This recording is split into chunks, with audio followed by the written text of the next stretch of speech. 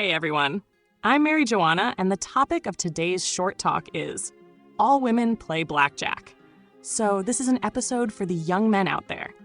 If you're a young man in the dating pool, you're probably dealing with women in their 20s and early 30s. And this talk will help you understand a lot of what might otherwise be very perplexing female behavior, which I'm sure you've observed by now. So let's get to it. The truth is that all women play blackjack. What does this mean? Well, in the game of blackjack, players are trying to get the sum of their cards' values as close to 21 as possible without going over. And this means each new card they acquire is a risk.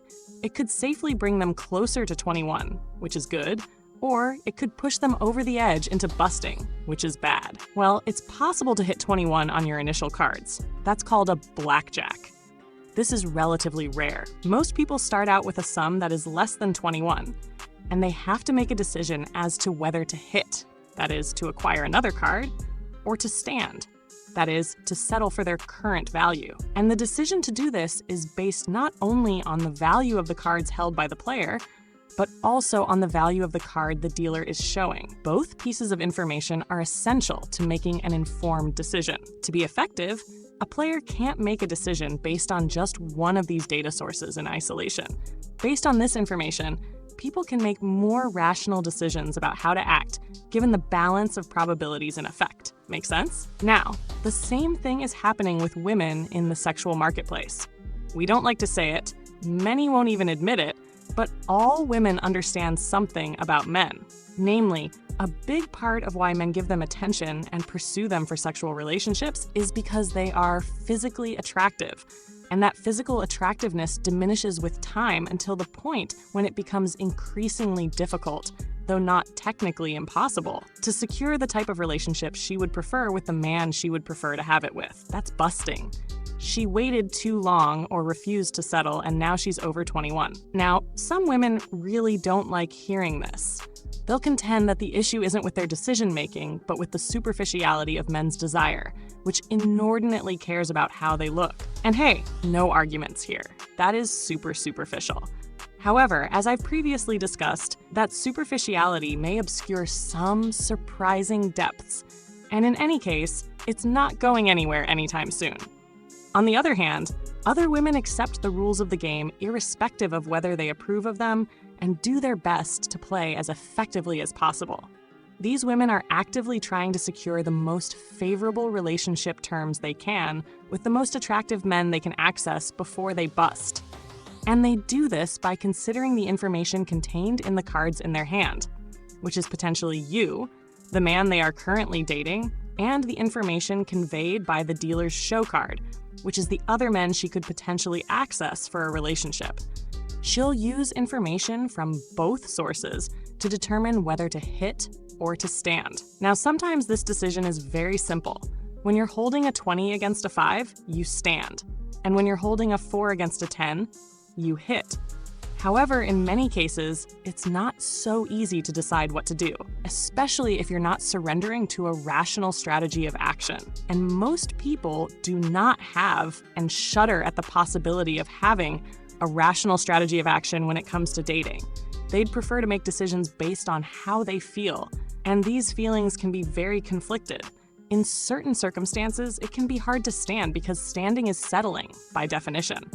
When you settle, you could do better. However, you won't be able to know how much better and on what timeline.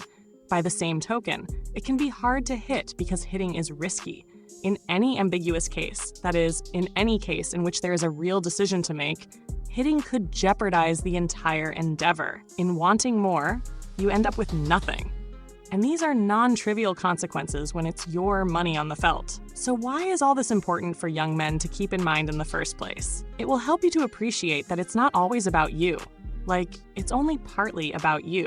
You can hold a solid hand, but if the show card is stronger, then that's going to motivate hitting, not standing. By the same token, your hand might be relatively weak, but if the show card is even weaker, then that's going to motivate standing, not hitting. The The point is that only so much depends on you, and only so much is in your control here. It also suggests that one of the best things you can do to improve the likelihood a woman is going to stand, irrespective of the cards you're holding, is to seek out contexts in which you can be a contextual alpha. When you're one of the most attractive options in a woman's social milieu, this is tantamount to playing against a weak show card. You're going to look good by comparison. And this, of course, also explains some of the mate guarding behaviors that both sexes implement to maintain a relationship they've already secured. The introduction of more attractive options will increase the likelihood of hitting, though this likelihood will be mitigated if your hold cards are high enough. Finally, it helps to explain some of the more baffling and frustrating female dating behavior: